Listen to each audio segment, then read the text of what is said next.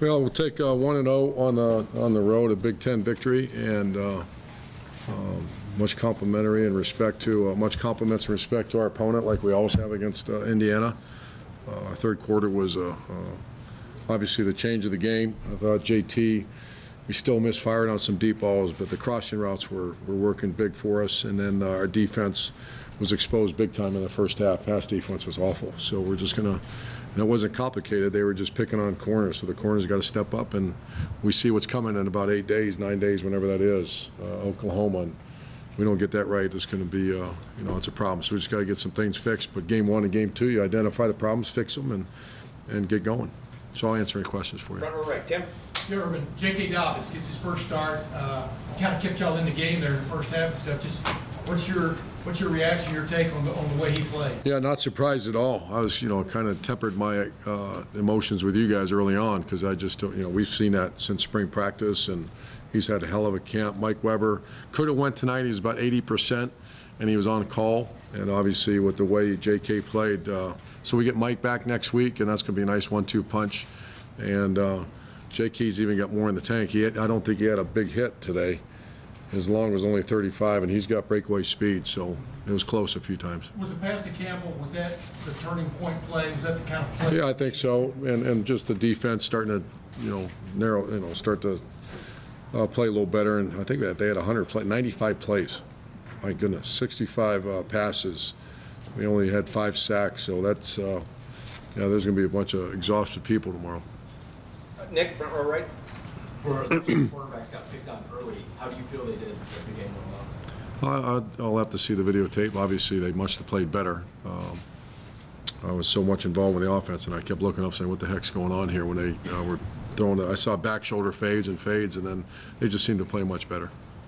Front gentleman right here. Coach, you once said that Zeke was the best practice player you ever had. Obviously, J.K. hasn't had. He's close. Same amount of body. Yeah. What intangibles have you seen from J.K.? Yeah, he's very similar to Zeke. I mean, they're very similar about the way he works. He handles his business like a pro. I mean, he walked in as a grown man, and we're happy to have him. Front row right here, Austin. Really, not to make this all about J.K., but do you share the Wally Pipp story with these guys, or does what he did tonight change your mind at all about? If I walked in that locker room and said Wally Pipp, they'd look at me like I had 9 heads.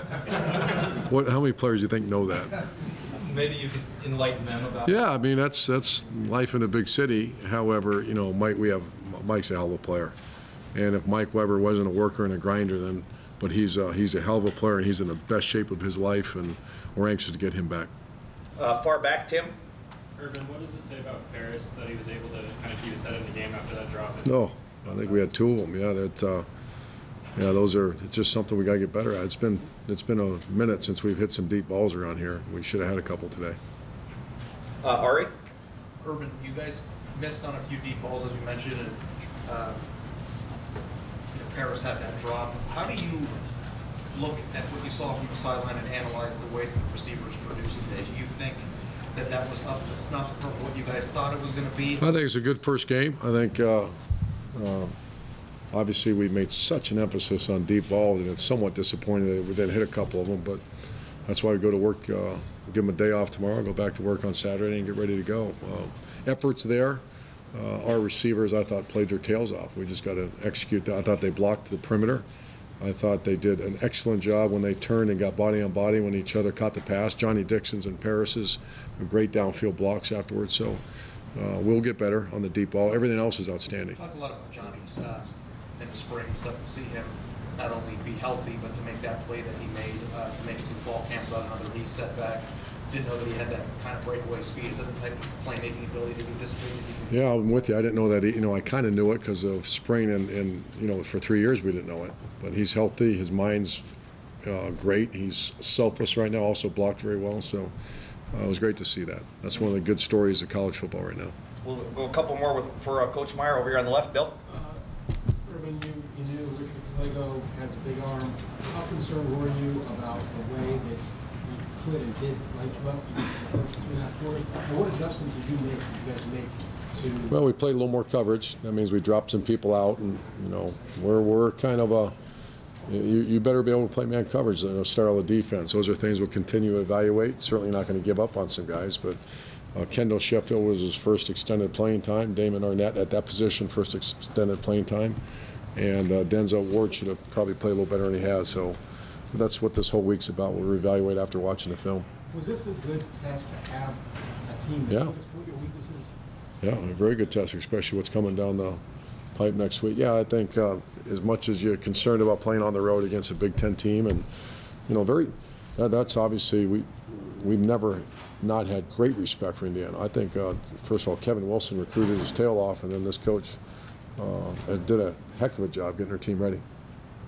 Right next door, Teddy. Urban, what did you sense from the players at halftime, and what was your message to them? Oh, a little bit. I was going to say pissed, but I try to stay clean here. Yeah, pissed, and they understand they didn't play very well, but I didn't see any panic. I thought the offense coaches did a nice job in their conversations, and the same with the defense. They played much better in the third quarter. Yeah, to say we didn't expect us the first 30 minutes to be a street fight, that's not true. We expected it to be what it was, and if we play a little better and hit a couple of those deep balls early in the game, where maybe score a couple of touchdowns. I think we had only 2 field goals, and then if our corners play a little better, but we expected it to be a tough game. And final 2 for Coach Clay and then Doug. Clay? You leave here thinking maybe I've got 2 or 3 home run hitters now that it wasn't proven before. Now it's proven. I think. Campbell, Dixon, you covered it. But Yeah, I just wish we would have hit a couple of deep ones, but that's why we're gonna. We've seen them do it in practice, so we're excited what we have at receive right now. That's it. When they're getting rid of it pretty quick, your defensive line, I mean, we know Yeah. what they can do, but how did you think they played when they're trying to get the ball in the quarterback's hands? Oh, I saw what you saw when they were getting the ball out so fast, like I would against our defensive line. Then we had 5 sacks, and they threw it 65 times, but there was a good majority of it where, when they held on to it, we got there. But they were getting the ball out pretty quick. And just to clear it up, who do you think is your starting running back next season? J.K. Weber. Is that your last name?